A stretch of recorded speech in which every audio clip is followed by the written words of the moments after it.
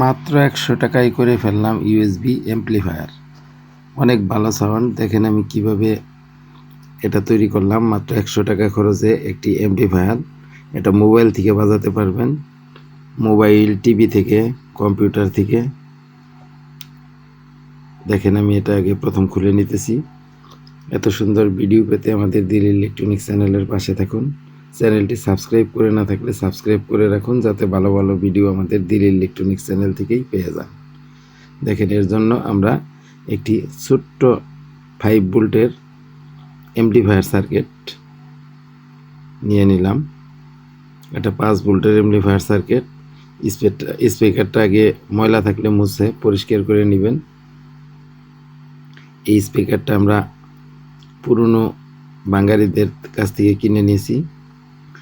স্পিকারটার এখন আমরা যে অডিও লাইন দুইটা অডিও, একটা জিএনডি, যে জ্যাকটা মোবাইলে ঢোকাবেন সেই লাইনটা এখানে লাগাইলাম। এখানে এল আর জিএনডি, এটা লেখা দেখে দেখে লাগাবেন।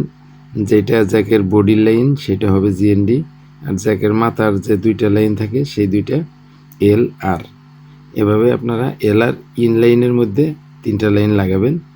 এই তার 3টা লাগানোর পর এরপর স্পিকার লাইন, এল স্পিকার, আউট স্পিকার 2টা আছে। এখানে স্পিকারের যে কোনো এক সাইডে থেকে একটা স্পিকার লাইন লাগিয়ে দিবেন। দেখেন আমি 2টা তার দিয়ে স্পিকার লাইন লাগাইলাম। এখন আমি ভোল্টেজ দেওয়ার জন্য একটা ইউএসবি কেবল নিয়েছি, যেটার মাথায় দেখেন এই যে ইউএসবি। এটা ইউএসবিতে ঢুকাইলে ভোল্টেজ আসবে।